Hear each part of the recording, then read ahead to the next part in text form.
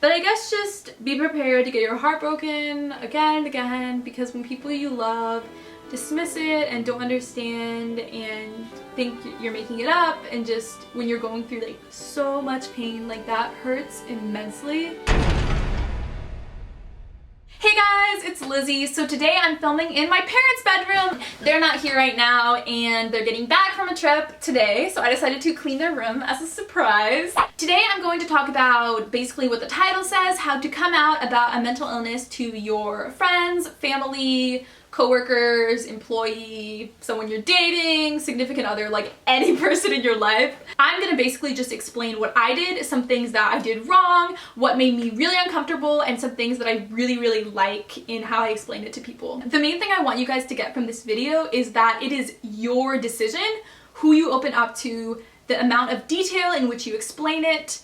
There are so many things that feel completely out of control with bipolar. You are allowed to tell no one about it and just talk to your psychiatrist, and you are also allowed to be like how I am now and talk to everyone you meet about it. Britney Spears is a great example of someone who has bipolar and she has never talked about it. But she clearly had a manic episode, but she doesn't want to talk about it. And then there's other celebrities like Demi Lovato, who she was in treatment and she's like, yeah, I have bipolar. You are allowed to think about bipolar however you want. You are allowed to choose how you identify with it. And you're allowed to tell no one in your life or everyone in your life about it. Mental illness affects your thoughts, emotions, the control you have over your actions, and so it is something extremely personal and vulnerable. And if you don't want to talk about it, never ever feel pressured to share. Last year when I was dealing with depression, I did not tell some of my best friends for 4 or 5 months, and some people were hurt that I didn't share it with them, but that is not a reason to talk about it with people. Don't feel like you owe your friends an explanation. So last year I was really scared talking about it with people. I think I even lied sometimes. I was deceptive. I avoided talking about it because I was really scared and I didn't know what was going on, and I just felt so freaking like fragile. I didn't even want to talk about it in therapy last year because I knew I would just cry and cry and cry, and so that was my decision at the time. A lot of people, like my close friends, told me they thought that I was making it up just because I have this like very happy energy front that does not at all resemble what's going on inside my brain.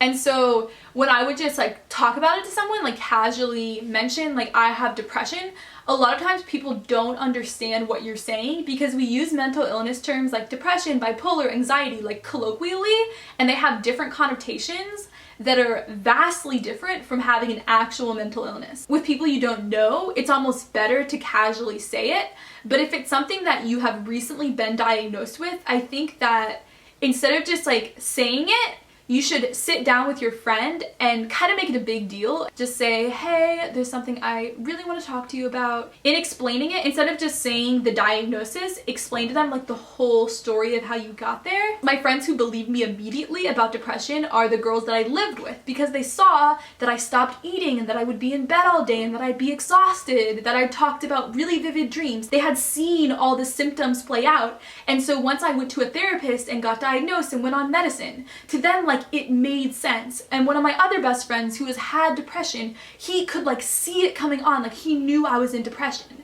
But then other people who are not as receptive or who don't understand mental illness, they were the people who were kind of denying that something was wrong with me. But with any friend, I just think it's a really good idea to sit down, and so if they don't live with you, kind of just tell them the whole story. Be like, okay, so 2 months back, I started having really vivid dreams, and every morning I would wake up and be so exhausted no matter how much sleep I got, and I just felt fatigued constantly, almost like I had mono or something. And then I stopped eating and I didn't know why, and so I went to a therapist. And I did all these tests for things like hypothyroidism and nothing was wrong. So then he said that according to the DSM criteria, I have clinical depression. And then I went on medicine, like explain to them the whole story, the build-up, and especially emphasize that you went to a professional. I think people just take it seriously when you said, yeah, I've been going to a therapist for the past month, Or I see a psychiatrist regularly. When you involve a professional and they realize that, you know, you're getting like legit medical prescriptions to go get medicine and stuff, then they're gonna take it a lot more seriously. They still may not believe you just because if someone cannot see the pain, cannot see what is broken, a lot of times they're not able to believe it. My parents are a really good example of people who were denying it from the beginning, and I think it was so difficult for them to understand it because I would talk to them on the phone and I would be really happy and energetic just because I can turn that on always. You know, I'd mentioned over spring break or something that I was starting to feel so exhausted and fatigued, like mentally. My dad was just like, oh, like, it's just the end of the semester. But that was a symptom of it setting on. And so that's just an example of some people who are just not receptive about it and they're not gonna get it. But what I did wrong with my parents is I should have just been like, okay, there's something really important I need to talk to you about, and just spend like 15-20 minutes explaining the whole story of all the symptoms. At the same time, I did not want to involve them because I didn't want to have a bad reaction, and so I didn't explain to them that I was going to therapy or to a psychiatrist. And so I kind of just sprung on them that I was on medicine, and they freaked out and were like very much like denying that anything was wrong. And so in that situation with such a bad reaction, I stopped talking to them for a few months, and I didn't go home for a while just because I needed to protect myself from that. Like I said, you need to primarily take care of yourself because any emotional stress will just make everything so much worse. I'm not saying you need to cut off your friends who don't believe that you have a diagnosis. One of my friends who still doesn't really believe I have mental illness, she helped me the absolute best of like anyone in my life in dealing with it. What I mean though is if you're scared someone's gonna give you a bad reaction, then don't say anything. Something else you might want to say when you're explaining all of it is that there are not words in our language to explain the symptoms of mental illness. Like a lot of times I'll explain my symptoms like, oh, I can't think of what to order at a restaurant, or oh, I'm exhausted today, and things like that. People are like, oh, like same, I deal with that too. When really like in depression it's like 50 times what they're thinking it is. And so you can even explain that to them. Just say, yeah, like I feel like there aren't words in our language to fully encapsulate what this is. So my friend who had the absolute best reaction to me talking about depression is someone who I sat down with and talked to about it, and he was like the last person I talked to. I think it was like, so I was diagnosed in like March, and it was like September or something. And so the summer had passed, we were back at school, and so I was like, okay, there's something really important I need to talk to you about. And so we sit down, and I started it off saying, the reason I didn't want to talk about it with you is because everyone in my life has been so invalidating about it. And so because I said that, he was so careful with his reaction. And so when you sit down and tell the whole story, maybe you could say, I was so scared to tell you about this because people have been invalidating and it hurts so much. And so if you lead with all of that, then I think they're going to be able to better understand what's going on. And also when you're talking to your friends about it, like people really don't know what to say. Like they don't know how to react because they can't really do anything. Like, because they, you know, they can't even see it. Like when you're physically sick, it's like, okay, like let's help you heal your arm. It's like they kind of know what to do, but when you're a mental illness, like people don't know what to do. And so sit down with your friend, explain it to them, and then say, hey, so what I could really use from you to help me is, and then fill in the blank. You could say like, go to the caf with me and make sure I eat, or I really need someone to study next to because that helps me stay more on task and motivated. Or you could say, hey, it would mean so much to me if you could come to my therapist appointment with me because I'm really scared. Or hey, will you help me fill out this paperwork for disability services? Just like tiny little things, even like asking your friends to help you study. Just give them like tangible ways to help you. The best way to help someone through depression is making sure they eat, so going and eating with them, just like going out in public, doing things, working out with each other, and just being able to be around someone all the time. And so if you explain that to them, I think they'll feel a lot more comfortable with it. It's just people do not know what to say, and you know, there's not really anything to say.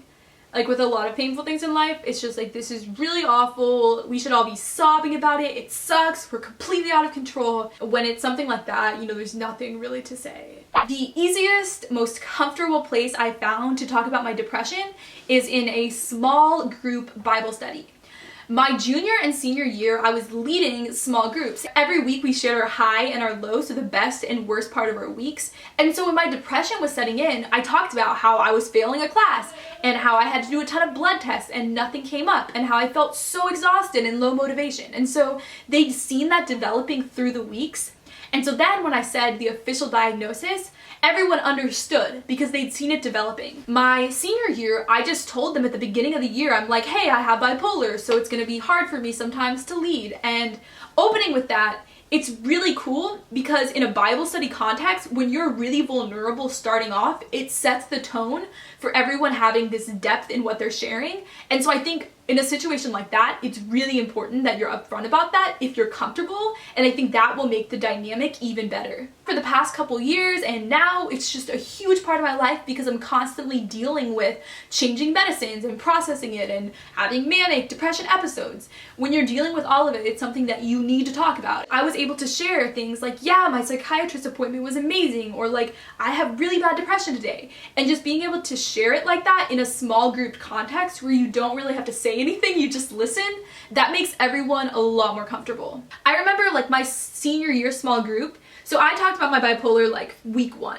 By the end of that semester, like so many people had mental illnesses in our group. One girl developed depression during the year. And so because I talked about it, everyone else felt safe to share about it. And so if you're able to, if you have the strength and if you're comfortable with it, talking about it will just help so many people feel that they can also be honest. Something else is finding other people who have a mental illness. It's a lot easier to talk about it with them. I have met 2 people who have bipolar, and in one of the situations, one of our both of our mutual friends, she kind of like set us up, and she knows we're both open, so she kind of like told us to go talk about it, and that was amazing, being able to share together. And then another example, I was visiting my best friend's church a few months back, and there was a guy I was talking to, and he's just like, yeah, like, what are you doing right now? And I'm like, oh, I'm home because I have bipolar. And he's like, oh my gosh, me too.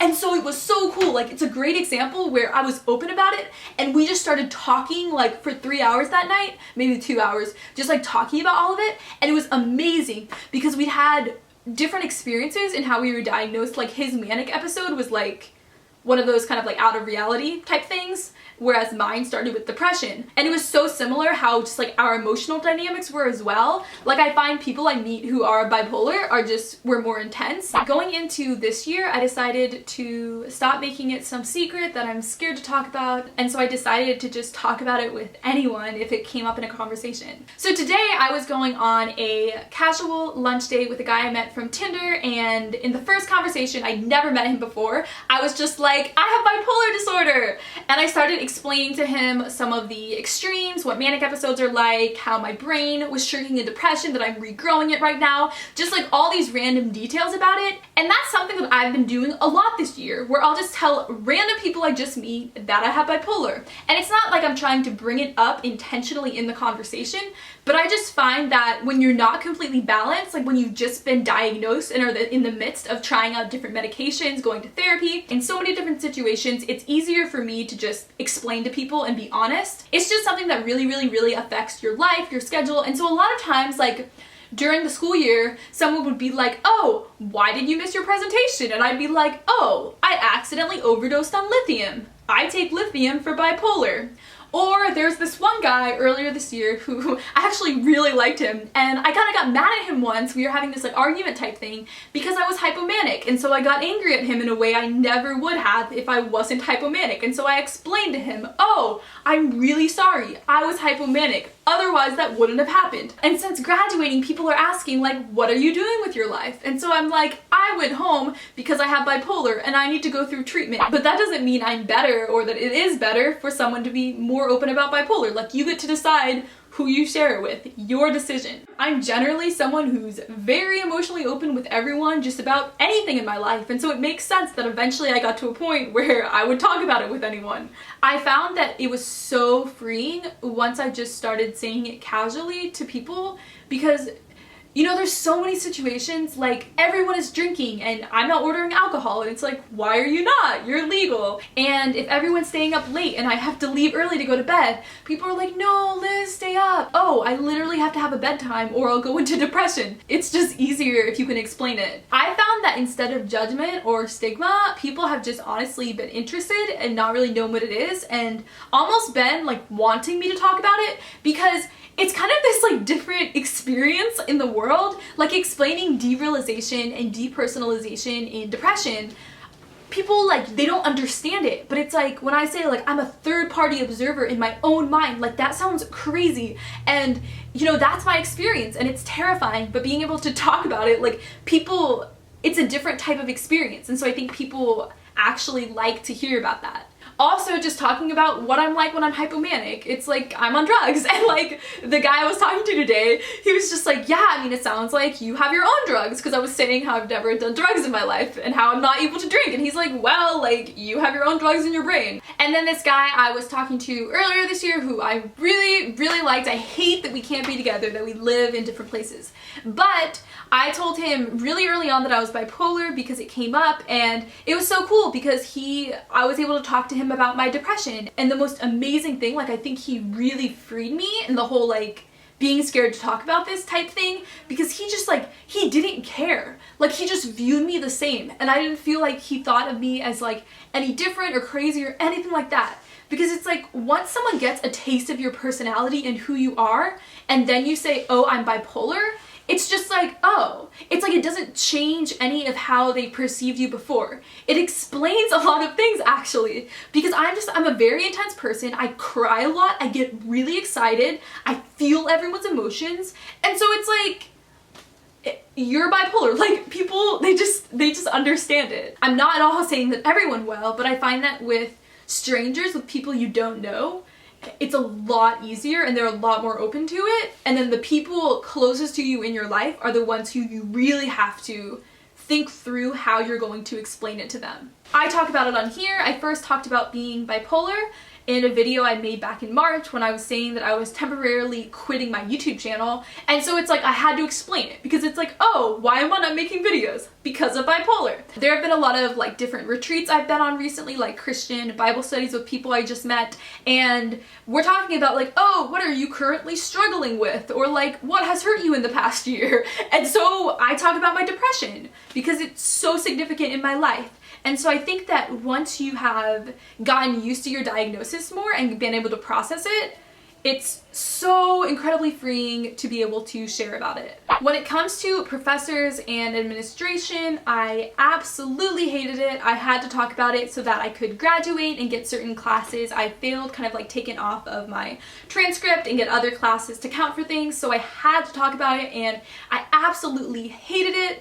And so what I recommend, and what I did, is if you have to go talk to a professor, bring a friend with you, because I would just start crying, and I did not want to be alone in an office, like office hours with a professor crying. And so when I had to talk to like the head of one of the departments I was in, I like took my best friend and like held her hand when I was talking to him, and that made it a lot better.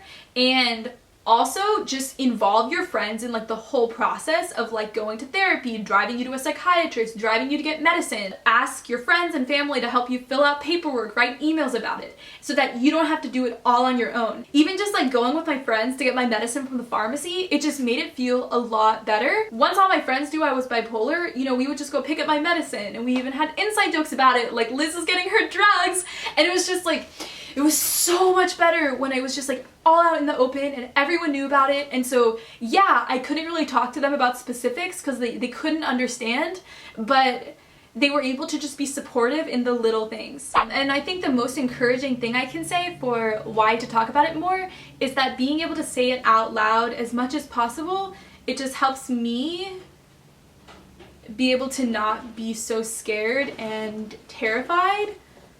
I don't know, it just makes it feel less daunting and less, yeah, terrifying, less painful when I'm able to just talk about it out loud as just like this casual reality part of me. Because when I'm just stuck in my own thoughts, like I cry so much, and it's, yeah, I hate it. I get angry, like it feels like all of me is just like gone.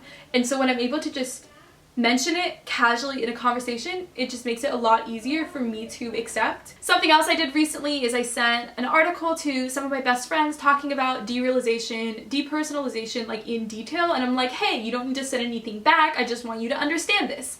And so I think that just sending articles and just explaining one thing, people, your friends, like that's easier. Like instead of in the moment telling them your symptoms, if looking back you can explain it to them, that is a lot more comfortable, and I think people like that, they will be able to understand you more.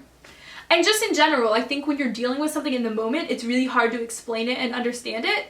But then having this perspective of looking back, it's easier for you and other people to understand. And then I think it does good for other people with bipolar depression. The more people who talk about it, the more normal it becomes, the less people judge it, don't understand it, don't believe in it.